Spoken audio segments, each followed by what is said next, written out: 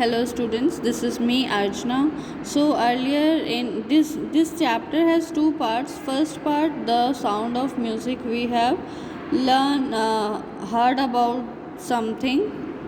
Okay, so how the writer or the girl, how did she overcome her deafness? So in next part it is the Sahnai of Bismillah Khan. ठीक है, तो read करने से पहले do you know these peoples what instruments do they play?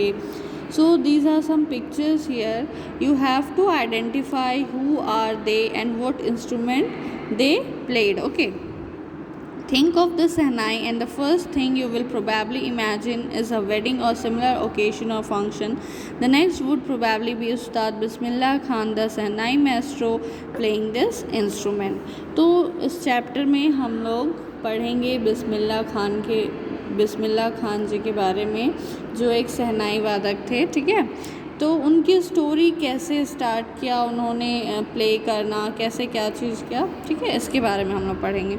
तो emperor जो औरंगज़ेब थे उन्होंने बैन कर दिया था म्यूज़िकल इंस्ट्रूमेंट जो पुंगी है रॉयल रेसिडेंस में प्ले करवाना, यानी कि बजवाना, क्योंकि वो एक श्रिल और अनप्लीजेंट सा साउंड था. मतलब उसकी जो साउंड क्वालिटी थी, जो उसका म्यूज़िक निकलता था वो अच्छा नहीं था, इसीलिए उन्होंने वो बैन कर दिया था. ठीक है, तो पुंगी जो है एक जेनेरिक नेम था एक नॉइज़ मेकर का, यानी कि एक इंस्ट्रूमेंट का जिससे साउंड निकलते थे. तो कुछ लोग सोचते थे कि अरे यार ये तो बैन हो गया, हो सकता है ये बाद में फिर से चालू हो जाए. तो एक जो बार्बर जो नाई की फैमिली से था वो प्रोफेशनल म्यूजिशियंस था और वो रॉयल पैलेस में यानी कि औरंगज़ेब के महल में आना जाना करते रहते थे. तो वो डिसाइड करते हैं कि मैं इसका जो टोनल क्वालिटी है यानी कि जो साउंड है पुंगी का, उसको मैं क्या बोलते हैं इम्प्रूव करूँगा. तो वो क्या करते हैं, एक पाइप को लेते हैं. He chose a pipe with a natural hollow stem, जिसमें कि नेचुरली होल किया गया है, and that was longer and broader than the pungi. जो कि पुंगी में क्या था, होल बहुत छोटा छोटा था. तो इसमें जो एक पाइप लेते हैं उसमें वो बड़े बड़े होल्स करते हैं और 7 होल्स उस पाइप में वो पूरे बनाते हैं. और when he played on it, closing and opening some of these holes, soft and melodious sounds were produced. तो जब वो क्या करते हैं जब वो धीरे धीरे एक उंगली उठा रहे हैं फिर दबा रहे हैं, तो जैसे वो बोलते हैं ना बांसुरी बजाते हैं, वैसा ही जब वो प्ले करते थे तो एक बहुत ही सुंदर सा उसमें से आवाज़ निकलता है. तो वो क्या करते हैं, रॉयल्टी के सामने यानी कि उस राजा के सामने वो ये म्यूज़िक को प्ले करते हैं, और जो एवरीवन वाज इम्प्रेस्ड, और सारे लोग बहुत इम्प्रेस होते हैं इससे. तो जो इंस्ट्रूमेंट था वो बहुत ही डिफरेंट था पुंगी से, तो उसको एक अलग नाम दिया गया. ठीक है, ये देखो यहाँ पे डिफरेंस दिख जा रहा है आप लोगों को. ये पुंगी है, इसमें इसके जो होल्स है वो कितने छोटे छोटे, और ये सहनाई है जो कि पतला लंबा सा है और इसमें 7 होल्स किए हुए हैं और वो थोड़े से बड़े बड़े हैं. ठीक है, तो वही बोलते हैं कि ये थोड़ा सा डिफरेंट था तो इसलिए इसको एक अलग सा नाम दिया गया. और क्योंकि ये सबसे पहले शाह के चैम्बर में यानी कि राजा के चैम्बर में उसके सामने बजाया गया था और एक नाई के द्वारा बार्बर के द्वारा बजाया गया था, इसलिए इसका नाम क्या पड़ गया, शहनाई. ठीक है.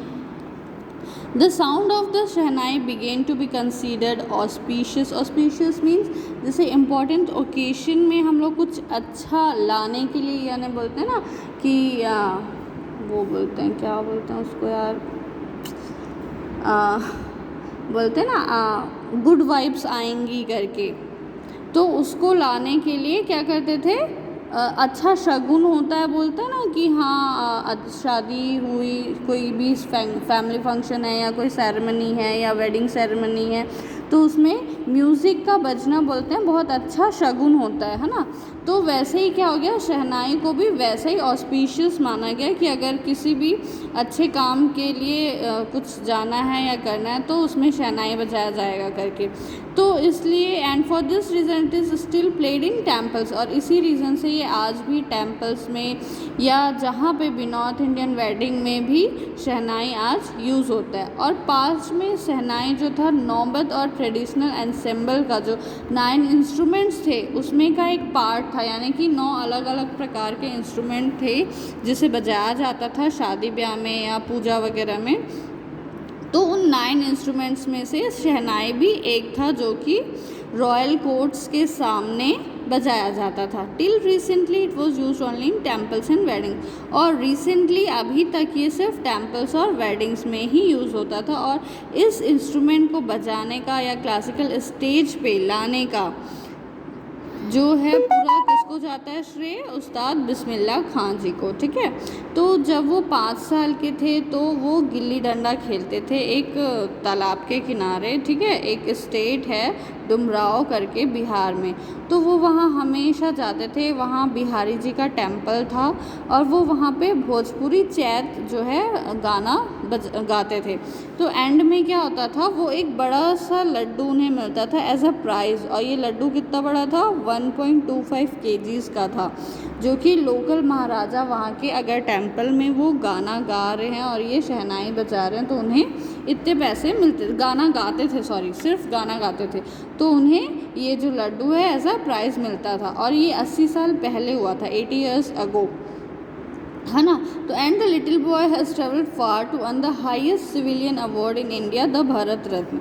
तो जो बिस्मिल्लाह खान जी हैं उन्होंने इतनी ज़्यादा अपनी जर्नी की, उनका शहनाई में इतना ज़्यादा जर्नी है कि उन्हें भारत रत्न अवार्ड से भी नवाजा गया था। हाईएस्ट सिविलियन अवार्ड है ये, ठीक है, यानी कि बहुत ही सम्मानजनक। Born on 21st March 1916, Bismillah belonged to a well-known family of musicians from Bihar. Bihar में एक बहुत अच्छी फैमिली थी जहाँ पे बिस्मिल्लाह खान जी का जन्म हुआ 21 मार्च को 1960 में। इनके जो ग्रैंडफादर थे यानी दादाजी थे रसूल बख्श खान, वो भी एक शहनाई नवाज थे भोजपुर किंग्स कोर्ट में, यानी भोजपुर के राजा के दरबार में। ठीक है, हिज फादर पैगंबर बख्श, उनके पिताजी थे पैगंबर बख्श, और उनके जो अदर पैटर्नल एंसेस्टर्स थे, मतलब दादा परदादा चाचा ताऊ जो रहते ना, तो वो सारे भी ग्रेट शहनाई प्लेयर्स थे। ठीक है, नेक्स्ट पेज में हम लोग देखते हैं कि जो यंग बॉय थे वो उन्होंने बहुत जल्दी ही अपनी लाइफ में म्यूज़िक को सीख लिया। जैसे कि जब वो 3 साल के थे और उनकी मम्मा उन्हें मैटरनल अंकल के हाउस लेके जाती है बनारस, यानी मामा के घर, जिसको अभी हम वाराणसी बोलते हैं। तो बिस्मिल्लाह खान जी बहुत फैसिनेट हुए, मीन्स बहुत आश्चर्यचकित हुए अपने अंकल को ये सब प्रैक्टिस करते देखते, शहनाई बजाते हुए। तो बिस्मिल्लाह खान जी जल्दी ही क्या करते हैं, उनको अपने अंकल जो है अली बख्श जो उनके मामा हैं उनको उनका साथ देने लगे, और जो विष्णु टेम्पल है बनारस में वहाँ पे वो एम्प्लॉय हो गए, मतलब कि वहाँ काम करने लगे टू प्ले द शहनाई, शहनाई को प्ले करने के लिए उनका साथ देने लगे। उनके मतलब उनके मामा और ये जो बिस्मिल्लाह खान जी वो दोनों एक साथ बजाने लगे मंदिर में। ठीक है, अली बख्श जी जो हैं वो शहनाई बजाते थे और बिस्मिल्लाह खान जी है वो चुपचाप बैठ के घंटों उन्हें देखते थे जब तक वो लास्ट तक बजाते थे। तो slowly he started getting lessons in playing the instrument, और धीरे धीरे वो सीखने लगे, कि कैसे शहनाई को बजाया जाता है, और प्रैक्टिस करने लगे पूरे दिन, throughout the day. For years to come the temple of Balaji and Mangla Maiya, the banks of the Ganga became the young apprentice's favourite haunts where he could practise in solitude. तो जैसे ही क्या बोलते वो बैठ के लास्ट तक बजाते थे, है ना। तो यहाँ पे बोला जा रहा है कि कुछ सालों बाद वो जो बालाजी टेम्पल है जहाँ पे मंगला मैया करके गॉडेस रहती थी, और जो गंगा किनारे है, गंगा नदी है, तो वहाँ पे जो यंग बोलते हैं यंगस्टर्स जो है, मतलब आजकल के जो लड़के लड़कियां हैं वो आके वहाँ पे वो उनका फेवरेट प्लेस बन गया था और वो वहाँ पे प्रैक्टिस करते थे आके। जो फ्लोइंग वाटर्स है, सॉलिट्यूड मीन्स अकेले, the flowing waters of the Ganga inspired him to improvise and invent ragas that were earlier consider to be beyond the range of the shehnai. तो जो गंगा जी का बहता हुआ पानी है वो इतना इंस्पायर करता था बिस्मिल्लाह जी को, और उन्होंने इतने इम्प्रूवमेंट किए अपने में कि उन्होंने बहुत सारे डिफरेंट राग्स को जो है क्या बोलते हैं डेवलप किया, और वो शहनाई से भी एक अलग ही रेंज में चला गया। ठीक है। एट द एज ऑफ 14 जब वो 14 साल के हुए तो वो अपने अंकल को इलाहाबाद की म्यूज़िक कॉन्फ्रेंस में अकम्पनी करते थे, यानी कि उनका साथ देते थे। और लास्ट में जब उस्ताद फैयज़ खान जब लास्ट हो जाता है म्यूज़िक कॉन्फ्रेंस में, वो इलाहाबाद में अपने अंकल के साथ थे, तो वहाँ पे जो उस्ताद फैयज़ खान थे उन्होंने उनकी पीठ थपथपाई और बोला कि बेटा बहुत हार्ड वर्क करो, एक दिन यू शैल मेक इट, और आप इसे कर पाओगे करके। जैसे होता है ना कि कोई बच्चों को प्रोत्साहित करता है करके, है ना, तो वैसे उस्ताद फैयज़ खान जी ने उनकी पीठ थपथपा के कहा कि तुम हार्ड वर्क करो, तुम बहुत आगे तक जाओगे। तो जैसे ही ऑल इंडिया रेडियो जो है लखनऊ में 1938 को ओपन होता है, तो बिस्मिल्लाह खान जी को एक बिग ब्रेक मिलता है। बिग ब्रेक मीन्स सबसे पहला काम उनको मिलता है उनका, और वो एक बहुत ही हमेशा जो रेडियो में शहनाई जो सुनाई जाती थी ना, तो उसमें ऑफ़न उनको आप सुन सकते थे। ऑफ़न मीन्स हर वक्त, कभी भी जब भी आप सुनते तो वो आप उनको सुन सकते थे। उन्हें बार बार कहा जाता था रेडियो में आने के लिए और बजाने के लिए। व्हेन इंडिया गेन इंडिपेंडेंस, जब इंडिया को 15 अगस्त 1947 को इंडिपेंडेंस मिला, तो बिस्मिल्लाह खान जी पहले ऐसे इंसान थे जिन्होंने अपने नेशन को ग्रीट किया, मीन्स बधाई दी शहनाई बजाकर। बोलते ना कि हम आपके मान सम्मान में ये काम कर रहे हैं, तो वैसे ही जब हमारा देश आज़ाद हुआ तो बिस्मिल्लाह खान जी शहनाई बजा के अभिवादन करते हैं। ठीक है, कि हाँ आज हम आज़ाद हो गए हैं करके। ही poured his heart out into राग काफ़ी from the Red Fort to an audience which included Pandit Jawaharlal Nehru. उन्होंने चलते राग काफ़ी भी रेड फोर्ट में ऑडियंस के सामने गाया, जिसमें पंडित जवाहरलाल नेहरू भी शामिल थे, और उन्होंने एक स्पीच भी दिया था उसके ऊपर। और बिस्मिल्लाह खान जी ने बहुत सारे मेमोरेबल परफॉर्मेंस भी दिए हैं, यादगार परफॉर्मेंस भी दिए, इंडिया में भी, इंडिया से बाहर भी। और इनका जो पहला अब्रॉड का ट्रिप था वो अफ़गानिस्तान का था, जहाँ पे किंग ज़हीर शाह जो थे वो इतना अच्छा उनको गिफ्ट देते हैं उनसे प्रभावित होके, जो कि प्राइसलेस था। He gifted him priceless Persian carpets, उन्हें पर्शियन कारपेट और भी कुछ सामान उसके साथ एक पर्सन या प्लेस की मेमोरी में जो दिया जाता है ना, वो सारी चीज़ें देते हैं। तो जो किंग जो थे was not only one to be fascinated with Bismillah's music. सिर्फ किंग जो वहाँ के राजा, सिर्फ वही इनसे प्रभावित नहीं हुए थे, वहाँ के जो फिल्म मतलब बहुत सारे लोग भी प्रभावित हुए थे। और जो फिल्म डायरेक्टर है विजय भट्ट, वो इतना इंस्पायर हुए थे, इतने प्रभावित हुए थे बिस्मिल्लाह खान जी से, कि उन्होंने उनके लिए एक पिक्चर बनाई थी, गूंज उठी शहनाई। ठीक है, एक फ़िल्म भी बन गई है उसके ऊपर। तो फिल्म जो है एक बहुत बड़ी हिट थी। बिस्मिल्लाह खान जो है दिल का खिलौना है टूट गया करके कुछ एक कंपोज करते हैं, आई थिंक सॉन्ग होगा। ठीक है, और जो कि बहुत ही नेशन वाइड चार्ट बस्टर थी, मतलब सुपर हिट थी। इतने सारे सक्सेस के बाद भी इस सेल्यूलॉइड वर्ल्ड में, जो कि मतलब चकाचौंध की दुनिया बोलते हैं ना फिल्मी जगत को, तो इस चकाचौंध वाली दुनिया में जो बिस्मिल्लाह खान जी थे उन्होंने 2 फिल्म बनाई विजय भट्ट और विक्रम श्रीनिवास के साथ। पहला था गूंज उठी शहनाई और दूसरा था एक कन्नड़ फिल्म था सनधी अपन्ना। और ये जो टर्म्स है आर्टिफिशियली बहुत ज़्यादा ग्लैमर वर्ड है, तो वो बोलते हैं कि मैं इसमें सरवाइव नहीं कर सकता, मुझे ये सारी चीज़ें पसंद नहीं है। I just can't come to terms with the artificiality and glamour of the film word.